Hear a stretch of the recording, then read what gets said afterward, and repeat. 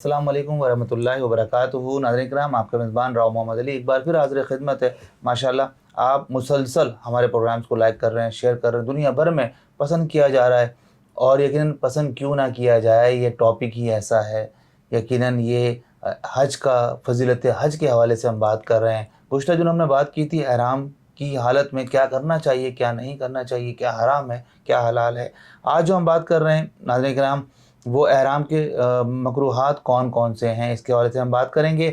ہمارے ساتھ تشریف فرما ماشاءاللہ ہمارے خوش قسمتی معروف اسلامک اسکالر اور یقیناً روحانی علمی شخصیت جناب قبلہ ڈاکٹر پروفیسر محمد احمد قادری صاحب، السلام علیکم۔ وعلیکم السلام ورحمۃ اللہ وبرکاتہ۔ الحمدللہ، آپ کی دعائیں کرم، اللہ کا کرم، اس کے نبی کا کرم ہے ماشاءاللہ، فیض جاری و ساری ہے ماشاءاللہ، بس وہاں کا کرم ہے تو ماشاءاللہ۔ اور پھر ایام حج، اور اس میں پھر ذکر حج اور فضیلت حج اور اس میں مسائل، تاکہ ہمارے بہن بھائی ان بنیادی مسائل کو خود بھی سمجھیں اور اپنے بہن بھائیوں کو جو ساتھ میں ان کو بھی بتلائیں۔ اور میں یہ گزارش کروں گا کہ یہ ریکارڈنگ اپنے پاس رکھیں، اگر فرض کریں کتاب نہیں لے جا سکتے تو یہ ریکارڈنگ آپ کے پاس موجود ہو اور آپ اس کو دیکھتے رہیے، اور حج جب ادا کر رہے ہوں تو ان بنیادی مسائل کو خود سن کر، دیکھ کر، سمجھ کر پھر اپنے حج کو مکمل کیجئے، تاکہ آپ کے لیے مشکلات نہ ہوں۔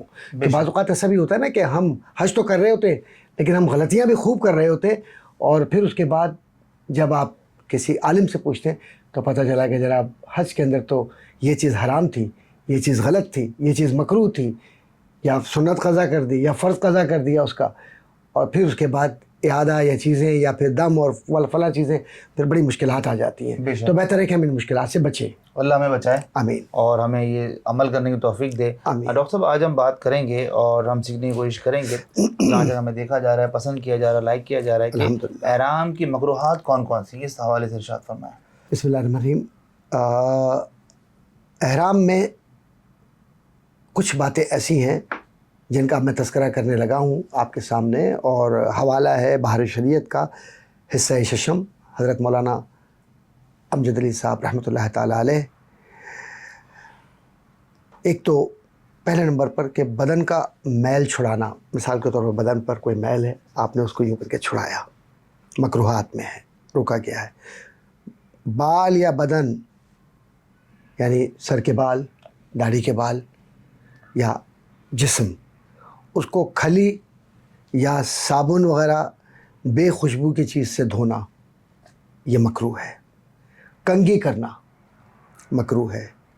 اس طرح کھجانا کہ بال ٹوٹنے یا جوں کے گرنے کا اندیشہ ہو سر سے، ایسے کھجایا کہ داڑھی کے بال نکل آئے، یا اس طرح سے کھجایا ہے کہ جو سر میں تھی وہ زمین پہ گر گئی۔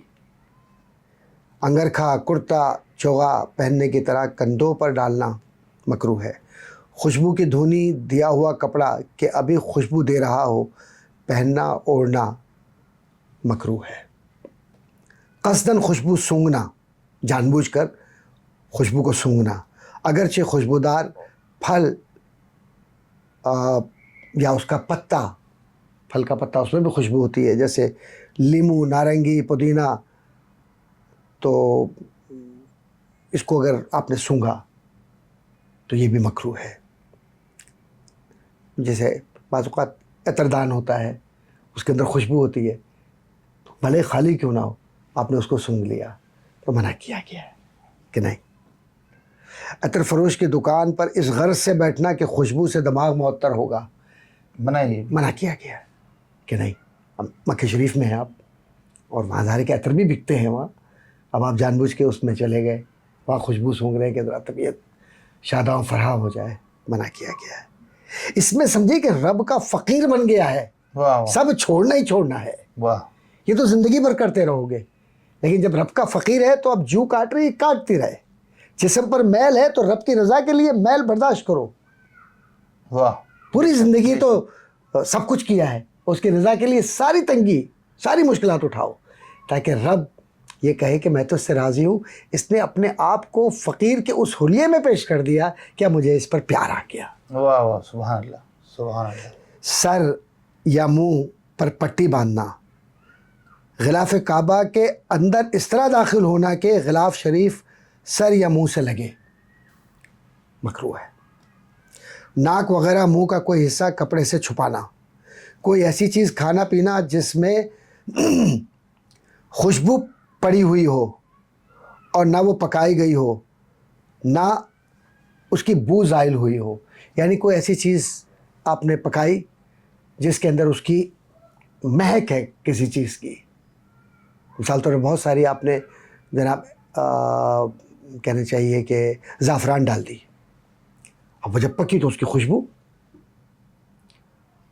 तो वो कहा कि नहीं, इस तरह नहीं। बेसिला कपड़ा रफ़ू किया हुआ या पैवन लगा हुआ पहनना, तकिए पर मुंह रखकर औंधा लेटना, आप उल्टे होकर लेट गए उसके ऊपर तकिए पर। महकती खुशबू हाथ से छूना, जबकि हाथ में लग ना जाए वरना हराम है। अगर खुशबू हाथ में लग गई तो फिर तो हराम हो गया फिर तो। बाजू या गले पर तावीज़ बांधना, अगरचे बेसिले कपड़े में लपेटकर किसी ने बांधा हो तब भी मकरूह है। बिला उज़्र बदन पर पट्टी बांधना, कोई सबब नहीं है, बिला सबब आपने पट्टी बांध ली, मकरूह है। श्रृंगार करना, श्रृंगार करना जनाब खूब तैयार हो रहे हैं, वो हो रहा है, ये हो रहा है, ना, मना किया गया है। चादर ओढ़ कर उसके आंचलों में गिरा दे लेना, जैसे गाती बांधते हैं, गिरा वगैरह देते हैं, और इस तरह या किसी और तरह पर, जबकि सर खुला हुआ हो वरना हराम। ऐसे मान लिया कि बिल्कुल आपने उसको ढांप लिया है, तो कहा नहीं, इसकी इजाज़त नहीं है। और यूं ही तहबंद के दोनों किनारों में गिरा देना, नहीं दे सकते। तहबंद बांध कर कमरबंद या रस्सी से उसको कस लिया, तहबंद बांध लिया और तहबंद बांध के गिरे नहीं, अब जनाब ऊपर से उसको पट्टे की जगह पर आपने उसको कपड़े से, वो रस्सी के ज़रिए आपने उसको कस लिया, इसकी इजाज़त नहीं है। तो ये कुछ बुनियादी बातें थी जो एहराम के मकरूहात में हैं। अल्लाह हमें इन पर अमल करने की तौफीक अता फरमाए। आमीन सुम्मा आमीन। डॉक्टर साहब, हमने सीखा माशाल्लाह एहराम की मकरूहात कौन कौन सी हैं जी, और यकीनन ये हम इस पर अमल करेंगे, यकीनन तो हमारा हज और मकबूल हज इंशाल्लाह होगा। अल्लाह हमें तौफीक अता फरमाए। हमारे साथ मौजूद है माशाल्लाह डॉक्टर प्रोफेसर मोहम्मद अहमद कादरी साहब। माशाल्लाह हमने बात की एहराम के हवाले से, एहराम की मकरूहात के हवाले से क्या क्या बातें होती हैं, हमने शामिल प्रोग्राम की। इंशाल्लाह आपसे मुलाकात हो रही है। अपना बहुत ज़्यादा ख्याल रखिएगा। हम डॉक्टर साहब के एक बार फिर बहुत शुक्रिया आपका, जज़ाकल्लाह। आप माशाल्लाह बहुत खूबसूरत अंदाज से एक मुस्तनद बुक के साथ भारे शरीयत से, हाँ, भारे शरीयत हमारे सामने है, तो उसी हवाले से बात करेंगे। और हम गुफ्तगू फरमा रहे थे कि दुनिया का हर आलिम दीन और यकीनन मुफ्ती और फ़िक़्ह हनफ़ी के अंदर इस किताब को पढ़ना और इसको समझना और इसके ज़रिए फतावा लिखना, मुफ्ती की, चाहे कोई भी मुफ्ती साहब हों, जो फ़िक़्ह हनफ़ी के मुफ्ती हैं, ये समझे उनकी लाइफ लाइन है ये। सुभान अल्लाह। तो इसलिए ये रेफरेंस बुक मैं इस्तेमाल कर रहा हूँ, वरना और जो दीगर कुतुब हैं अरबी की, नूरुल हिज़ा है, कंज़ुद दक़ाइक़ है, हदाया है, या और दीगर कुतुब, अगर मैं उस तरफ जाऊँ तो फिर उसमें बड़ा मुश्किल अंदाज़ है उसका। इसमें आसान और ये आसान है, अल्लामा साहब ने बयान फरमाया। इसीलिए मैं कहूँगा कि तमाम बहन भाई इस किताब को अपने घर में ज़रूर रखें। ज़रूर ज़रूर, तौफीक अता फरमाए। बहुत शुक्रिया डॉक्टर साहब। इंशाल्लाह बहुत जल्द आपकी मुलाकात हो रही है और अपना बहुत ज़्यादा ख्याल रखिएगा। आपका मेज़बान राव मोहम्मद अली आपसे जाना चाहता है। अस्सलाम वालेकुम वरहमतुल्लाह।